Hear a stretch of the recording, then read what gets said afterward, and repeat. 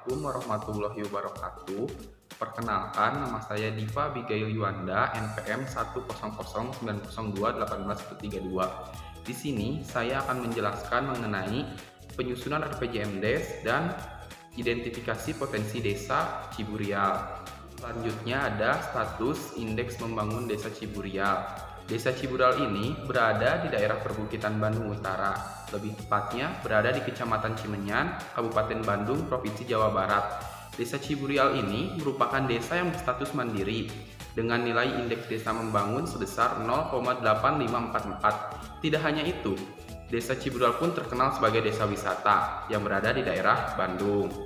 Desa Ciburial pun bisa menjadi desa mandiri dikarenakan memiliki kemampuan untuk melaksanakan pembangunan desa agar dapat meningkatkan kualitas hidup dan kesejahteraan masyarakat desa dengan ketahanan sosial, ketahanan ekonomi, dan ketahanan ekologi yang secara berkelanjutan. Indeks ketahanan sosial Desa Ciburial sebesar 3,43% dan indeks ketahanan lingkungan Desa Ciburial sebesar 36,4% dan indeks ketahanan ekonomi Desa Ciburial sebesar 29,3%. Yang terlibat dalam penyusunan RPJMDes Desa Ciburial sesuai dengan Peraturan Kepala Desa Ciburial Nomor 82 Tahun 2019 mengenai Tim Penyusunan Rencana Pembangunan Jangka Menengah Desa tahun 2020-2025. Pembina penyusunan RPJMDes ini ialah Pak Asep Rahmat AMD selaku Kepala Desa Ciburial, lalu diketuai oleh Ahmad Fitriana selaku Sekretariat Desa Ciburial. Selanjutnya ada Sekretariat Penyusunan RPJMDes Desa yaitu Riko Priyatna selaku Ketua LPMD Desa Ciburial. Lalu anggota-anggota tim penyusunan RPJMDes ini ada Fahrudin Mukhtar, Dadan, Tiar Gustiarawan, Mamat Rohmat, Nita, Dewi Anggraini, Komariah, Agus Gunawan, dan Supriyatna.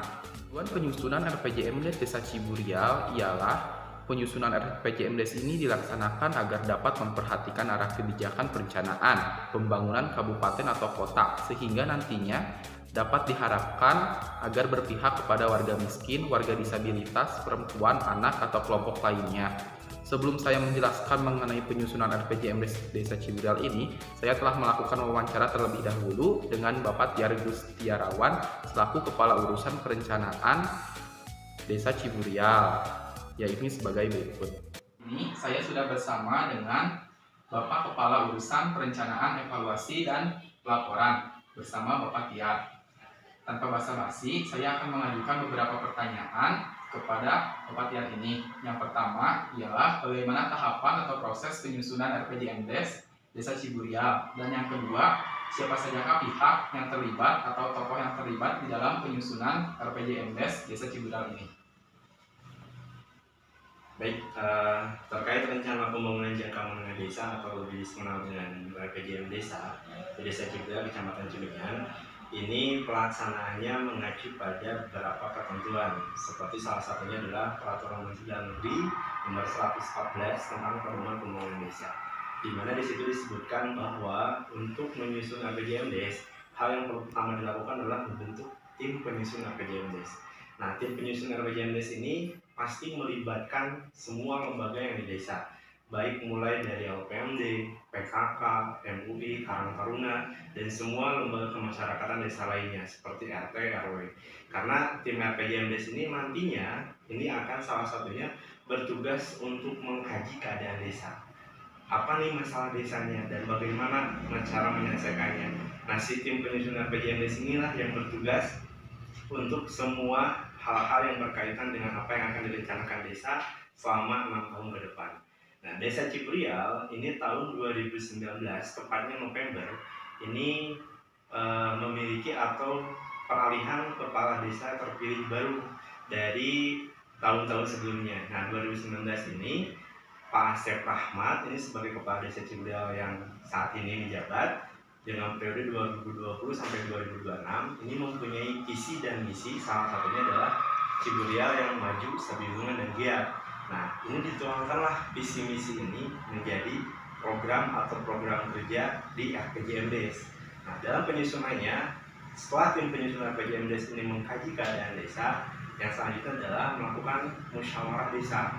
Musyawarah desa di sini adalah musyawarah dengan keputusan paling tertinggi di desa, di mana semua unsur masyarakat dari semua komponen yang ada di masyarakat ini dilibatkan. Jadi bukan hanya sekedar desa dan lembaga saja, tapi dari mulai kelompok tani, kelompok peternakan, semua UMKM dan beberapa unsur masyarakat lain ini dilibatkan dalam musyawarah desa. Untuk apa? Menentukan kebijakan arah pembangunan desa selama 6 tahun ke depan. Setelah dituangkan dalam RPJMDes ini, baru kita membuat rancangan atau peraturan tentang RPJMDes ini. Nanti akan dibawa ke BPD untuk disahkan, untuk kemudian dikaji bersama-sama lagi, dan untuk nantinya akan diturunkan menjadi program tahunan, yaitu yang kita sebut dengan rencana kerja pemerintah desa. Nah, dari situ baru desa bisa melaksanakan sesuai dengan ketentuan yang ada. Mungkin seperti itu program atau proses RPJMDes di desa. Dengan pertanyaan yang selanjutnya tadi disebutkan bahwa siapakah yang terlibat dalam RPJMDes, sebetulnya jika kita melihat beberapa pedoman terkait dengan penyusunan RPJMDes atau tentang pembangunan desa, kami di pemerintahan desa lebih coba menggali dasarnya itu dari Permendes nomor 19 tahun 2019 tentang pedoman pembangunan dan pemberdayaan masyarakat desa. Nah, di sana disebutkan juga bahwa pihak-pihak yang terlibat adalah semua unsur masyarakat sebetulnya. Jadi makanya kita ada musyawarah desa. Ini musyawarah yang secara lingkupnya ini bukan hanya kita saja di pemerintahan atau lembaganya yang ikut andil untuk menyusun RPJMDes, tapi melihat semua pihak, termasuk salah satunya mahasiswa. Karena kita juga butuh bantuan mahasiswa untuk mengkaji keadaan desa, bagaimana sosiologi masyarakatnya, bagaimana di masyarakat tersebut kendalanya apa saja, dan kita tenaganya memang kurang. Nah, mahasiswa ini yang nantinya ini bisa membantu kita memberikan informasi ini masyarakat di sini permasalahannya ini dan itu kita lakukan. Walaupun memang saat ini RPJMDes yang kita buat ini belum kita maksimal. Jadi mungkin nanti akan ada perubahan RPJMDes selanjutnya dan kita akan lebih memfokuskan atau memaksimalkan para pihak yang akan kita ajak kerjasama untuk menyusun desa yang lebih baik. Itu mungkin. Terima kasih kepada Bapak Tiar telah meluangkan waktunya demi wawancara ini. Sekian dari saya. Wabillahi taufiq wal hidayah. Assalamualaikum warahmatullahi wabarakatuh. Dari hasil wawancara tersebut dapat disimpulkan bahwa penyusunan RPJMDes Desa Ciburial tahun 2020-2025 ini mengacu pada Permendagri nomor 114 tahun 2014. Lalu pihak yang terlibat di dalam penyusunan RPJMDes Desa Ciburial ini adalah semua unsur di dalam masyarakat, sehingga di Desa Ciburial pun ada yang namanya musyawarah desa yang mengacu pada Permendes nomor 19 tahun 2019. Proses penyusunan RPJMDes Desa Ciburial pun menurut Rancangan Peraturan Desa Ciburial nomor 1 tahun 2020 mengenai Rencana Pembangunan Jangka Menengah Desa tahun 2020-2025, tata cara penyusunan RPJMDes Desa tahun 2020-2025 ini sebagai berikut. Pertama, BPD menyelenggarakan musyawarah desa tentang perencanaan desa. Yang kedua, kepala desa membentuk tim penyusun RPJMDes desa. Yang ketiga, tim penyusun RPJMDes desa sebagaimana ayat 1 ditetapkan dengan surat keputusan kepala desa. Yang keempat, tim penyusun RPJMDes desa melaksanakan kegiatan penyelarasan kebijakan pembangunan kabupaten dan melaksanakan kegiatan pengkajian keadaan desa. Yang kelima, hasil pengkajian desa sebagaimana dimaksud ayat 3 dilaporkan kepada kepala desa. Yang keenam, laporan hasil pengkajian keadaan desa sebagaimana ayat 4 dituangkan dalam berita acara. Yang ketujuh, kepala desa menyampaikan laporan hasil pengkajian keadaan desa kepada BPD sebagai bahan dalam rangka penyusunan rencana pembangunan desa melalui musyawarah desa. Yang kedelapan, BPD menyelenggarakan musyawarah desa berdasarkan laporan hasil pengkajian keadaan desa terhitung sejak diterimanya laporan hasil pengkajian keadaan desa dari kepala desa. Yang kesembilan, BPD menyelenggarakan musyawarah BPD untuk membahas dan menyepakati rancangan peraturan desa tentang RPJM desa. Yang kesepuluh, hasil kesepakatan musyawarah desa dilaporkan kepada kepala desa yang tertuang dalam berita acara musyawarah desa. Yang ke-11, Hasil kesepakatan sebagaimana dimaksud ayat 9 menjadi pedoman bagi tim penyusun RPJM Desa dalam menyusun rancangan RPJM Desa. Yang ke-12, tim penyusunan RPJM Desa menyusun rancangan RPJM Desa ke dalam format rancangan RPJM Desa. Dan yang ke-13, rancangan RPJM Desa sebagaimana dimaksud pada ayat 11 disampaikan kepada kepala desa yang dituangkan dalam berita acara. Yang ke-14, kepala desa memeriksa dokumen rancangan RPJM Desa dari dalam hal kepala desa belum menyusun rancangan RPJM Desa, maka tim penyusun RPJM Desa melakukan perbaikan dokumen rancangan RPJM Desa. Yang ke-15, dokumen rancangan RPJM Desa yang telah disetujui oleh kepala desa menjadi bahan dalam pelaksanaan musyawarah perencanaan pembangunan desa melalui musyawarah perencanaan pembangunan desa yang diselenggarakan oleh pemerintah desa. Dan yang terakhir ialah hasil kesepakatan musyawarah perencanaan pembangunan desa sebagaimana yang dimaksud ayat 15 dituangkan dalam berita acara. Menurut saya, penyusunan RPJM Desa tahun 2020-2025 Desa Ciburial ini telah sesuai dengan alur tahapan penyusunan RPJM Desa menurut Unibrau. Yang pertama, alur tahapan penyusunan RPJM Desa menurut Unibrau yakni ada musyawarah desa tentang perencanaan desa. Yang kedua, pembentukan tim penyusun RPJM Desa. Yang ketiga, ada penyelarasan arah kebijakan desa dengan kebijakan pembangunan desa atau kabupaten kota. Yang selanjutnya ada pengkajian keadaan desa. Yang selanjutnya lagi ada penyusunan rancangan RPJM Desa. Yang selanjutnya ada pembahasan dan penyepakatan rancangan RPJM Desa. Yang selanjutnya ada pembahasan dan penyepakatan RPJM Desa. Yang selanjutnya lagi ada pembahasan dan penyepakatan rancangan Perdes RPJM Desa. Yang terakhir ialah sosialisasi RPJM Desa. Bila saya menjadi fasilitator desa, saya akan memilih menjadi fasilitator yang melakukan pengkajian keadaan desa. Dikarenakan di sana kita akan mempelajari mengenai sosiologi masyarakat desa dan juga bagaimana kendala-kendala masyarakat di sana, sehingga nantinya saat melakukan musyawarah desa, saya sebagai perwakilan masyarakat tersebut akan menyampaikan beberapa kendala tersebut, sehingga pihak pemerintah pun mempunyai informasi mengenai permasalahan-permasalahan di sana.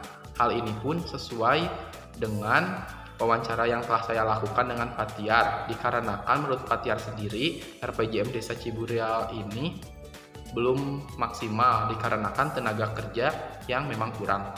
Ada identifikasi potensi desa. Desa Ciburial ini merupakan salah satu desa yang diresmikan oleh Pak Dadang Nasir selaku Bupati Bandung tahun 2011. Sebagai salah satu dari 10 desa wisata di Kabupaten Bandung, Desa Ciburial terkenal akan peternakan, seni budaya, dan tempat wisatanya. Produk unggulan Desa Ciburial pun salah satunya ada madu, handicraft atau kerajinan tangan, peternakan, seni budaya tradisional, Sunda, dan sebagainya.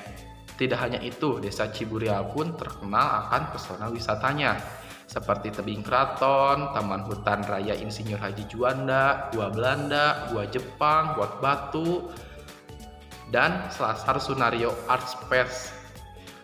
Dan tempat-tempat berikut ini sudah amat terkenal baik pengguna jejaring sosial maupun wisatawan dari dalam negeri maupun luar negeri. Karena optimalisasi potensi desa. Rencana optimalisasi potensi desa bisa dilihat dari keterkaitan RPJM Des dengan potensi ekonominya. Di dalam visi dan misi pada RPJM Desa Ciburial tahun 2020 sampai 2025, yakni pada misi ketiga, yaitu meningkatkan produktivitas dan daya saing ekonomi masyarakat yang bertujuan untuk meningkatkan keberdayaan sosial masyarakat, sehingga sasarannya yakni peningkatan daya tarik wisata Desa Ciburial ini. Dengan meningkatnya daya tarik desa wisata Ciburial, maka akan meningkatkan wisatawan sehingga misi ketiga ini dapat tercapai. Bila misi ketiga ini tercapai, maka pencapaian terhadap visi Desa Ciburial akan selangkah lebih maju. Visi Desa Ciburial yang terdapat di RPJM Des tahun 2020 dan sampai 2025 ini yakni terwujudnya Ciburial juara dengan gerakan maju sambil lulungan dan giat yang berlandaskan religius dan budaya. Jadi dapat disimpulkan bahwa daya tarik wisata ini sangatlah penting agar dapat mengoptimalisasikan potensi desa. Ini ada narasi dan pengoptimalisasian potensi desa. Yang pertama ada potensi pertumbuhan. Potensi pertumbuhan desa wisata Ciburial selalu ditingkatkan dan dikembangkan. Hal ini sesuai dengan visi dan misi RPJMDes agar sasaran peningkatan daya tarik wisata tercapai. Tidak hanya itu, kondisi infrastruktur desa Ciburial pun mengedepankan prioritas berbasis lingkungan dan tata ruang, dikarenakan sesuai dengan mutu desanya ialah desa wisata. Desa Ciburial ini pun dikenal dikarenakan objek wisata alamnya, sehingga infrastruktur pun telah disesuaikan untuk menarik daya tarik wisatawan tersebut. Dikarenakan desa tersebut yang merupakan desa wisata, desa Ciburial pun mempunyai 50 restoran menurut RPJMDes tahun 2020 sampai 2025. Tidak hanya restoran, dikarenakan suasana alam dan udara di desa Ciburial yang sejuk, desa Ciburial pun banyak sekali villa dan hotel bagi para wisatawan yang berwisata. Yang kedua ada relevansi program. Salah satu relevansi program desa Ciburial ialah program Masagi Bersih. Program Masagi Bersih ini dimaksudkan untuk meningkatkan kualitas jalan desa secara partisipatif. Selain itu, tujuan program Masagi Bersih ini yakni meningkatkan keamanan desa dan kenyamanan penggunaan jalan.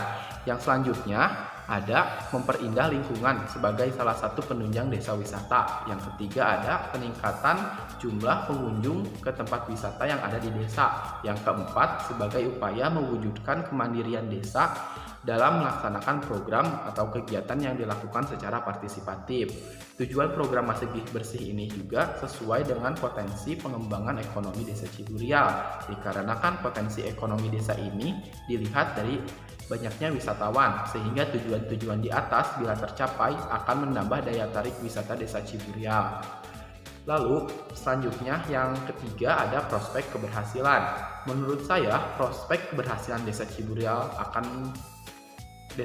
menjadi desa wisata ini akan berhasil dikarenakan desa Ciburial setiap tahunnya melakukan pembangunan infrastruktur yang berkelanjutan. Hal ini bisa dilihat dari laporan realisasi pelaksanaan anggaran pendapatan dan belanja desa pemerintah desa Ciburial tahun 2019 bahwa dana yang dikucurkan dalam bidang pelaksanaan pembangunan sebesar 1.333.971.000 dan hal ini sesuai dengan peraturan desa Ciburial nomor 8 tahun 2018 tentang rencana kerja pemerintah desa atau yang disebut RKPDes.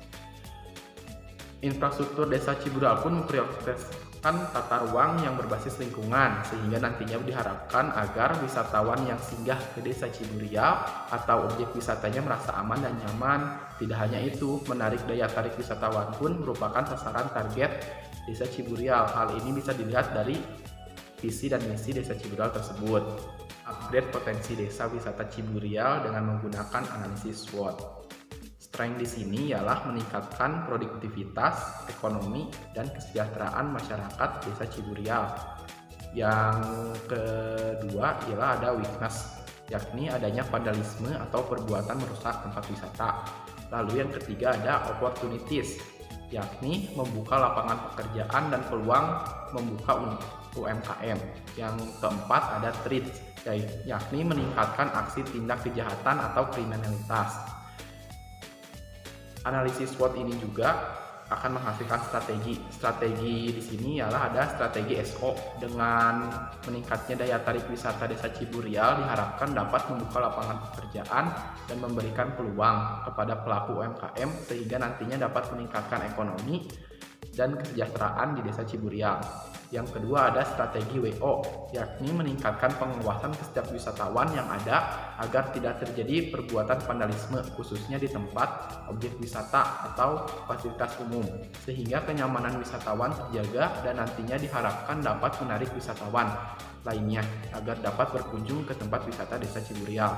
Selanjutnya ada strategi ST, meningkatnya pengawasan salah satunya dengan mendatangkan polisi untuk berjaga atau berpatroli di sekitar objek wisata, sehingga setidaknya dapat memberikan efek pencegahan dan nantinya diharapkan dapat memberikan kenyamanan kepada para wisatawan yang berkunjung. Tidak hanya itu, kesejahteraan masyarakat di sekitar objek tersebut pun akan merasa aman dan nyaman. Selanjutnya ada strategi WT. Strategi ini selalu mengingatkan kepada wisatawan agar selalu tetap waspada akan adanya tindak kriminalitas dan meningkatkan pengawasan khususnya di tempat yang ramai agar sehingga nantinya dapat memberikan rasa aman dan kenyamanan bagi para wisatawan. Terakhir ialah ada realisasi RPJM Desa Ciburial tahun 2020 sampai 2025. Realisasi RPJM Desa Ciburial tahun 2020-2025 ini menurut saya untuk sekarang kurang sesuai dengan RPJM Des dikarenakan penyebab utamanya ialah pandemi COVID-19. Dengan adanya pandemi COVID-19 ini akan berdampak pada perubahan regulasi dalam artian yang sekarang kini besok berubah, padahal perubahan RPJM Desa ini hanya diperbolehkan 1 kali dalam setahun dan hal ini akan berdampak kepada APBDes, RPJM Des, dan termasuk RKPDes. Jadi ketidaksesuaian aturan RPJM Des ini diakibatkan oleh beberapa perubahan regulasi dalam artian yang disebabkan oleh pandemi COVID-19. Tidak hanya itu, pada tahun-tahun sebelumnya dana desa juga diatur oleh satu regulasi, yaitu peraturan Menteri Desa cukup dengan peraturan Bupati sudah beres dan desa pun bisa menjalankan kegiatannya. Akan tetapi sekarang dana desa diatur oleh 9 regulasi yang berbeda dan regulasi-regulasi ini pun tidak akurat. Kemudian di sini saya akan menjelaskan mengenai pemetaan rantai nilai potensi Desa Ciburial. Yang pertama ada pemasaran dan penjualan. Yang kedua ada transportasi, yang ketiga ada akomodasi, yang keempat ada makanan, dan yang kelima ada presentasi daya tarik. Di sini wisatawan lokal maupun nasional bisa memilih jalurnya sendiri seperti yang dapat dilihat di atas. Kemudian penyedia jasa pendukung di Desa Ciburial ada Asosiasi Pariwisata Lokal, dan kemudian presentasi daya tarik wisata ini dipantau oleh Dinas Pariwisata. Saya akan menjelaskan mengenai strategi generik upgrading rantai nilai, inovasi atau kualitas, dan investasi potensi Desa Ciburial. Di sini, pro miskin apabila produsen, pria atau wanita termasuk ke dalam kelompok miskin. Hal ini pun sesuai dengan tujuan dari RPJMDes Desa Ciburial yang berpihak kepada warga miskin. Dapat dilihat dari bagian di sini. Di sini ada investasi yang ditanamkan ke tempat wisata, dan tempat wisata ini ialah Desa Ciburial, sehingga akan meningkatkan potensinya. Bila potensinya meningkat, maka infrastruktur pun meningkat dan pendapatan pun meningkat. Dan di sini dengan menambahnya infrastruktur, maka tenaga kerja pun akan meningkat sehingga lapangan pekerjaan baru pun akan meningkat. Dengan peningkatan infrastruktur ini, maka jumlah wisatawan pun akan meningkat sehingga UMKM di sini akan lebih sejahtera, sehingga konsumen akhir di sini ialah wisatawan, dan wisatawan ini pun akan mendapatkan fasilitas yang lebih baik, sehingga di sini merupakan strategi generic upgrading yang tepat bila menurut saya. Terakhir ialah mengidentifikasi area upgrading desa wisata Ciburial. Yang pertama ada hambatan, kebutuhan, kesempatan. Nah, di sini yang pertama adanya vandalisme atau kriminalitas. Area upgrading di sini ialah menempatkan penjaga keamanan di sekitar objek wisata, sehingga di sini para wisatawan maupun masyarakat di Desa Ciburial pun akan merasa aman. Yang kedua ada harga makanan dan minuman yang terlalu mahal. Di sini area upgradingnya dapat menerapkan harga yang sesuai kualitas untuk makanan dan minuman, sehingga di sini para wisatawan pun yang datang tidak dirugikan. Sekian penjelasan mengenai penyusunan RPJMDes dan identifikasi potensi Desa Ciburial. Bila ada salah kata atau kekurangan atau sebagainya, mohon maaf. Wabillahi taufiq wal hidayah. Wassalamualaikum warahmatullahi wabarakatuh.